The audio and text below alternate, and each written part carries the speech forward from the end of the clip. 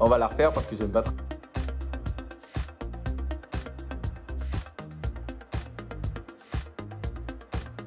Interne. Autonome.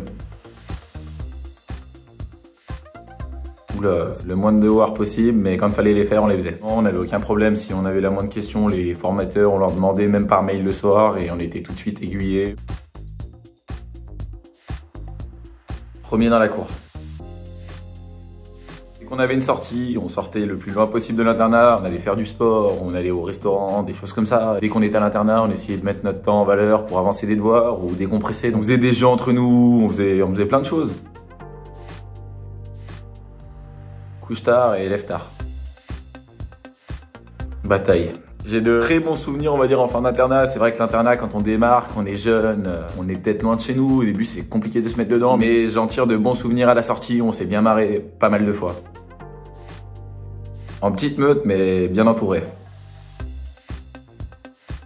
Apprentissage à 200%. Quand on sait le métier qu'on veut effectuer dans la vie, ça apporte tout de suite une expérience en plus dans tous les domaines, dans la confiance en soi. On va, pour moi, beaucoup plus vite progresser.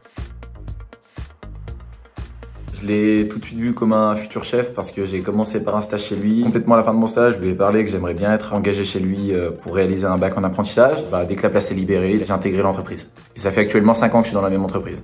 Petit à petit, on monte les échelons et c'est parfait, c'est le rythme de la vie.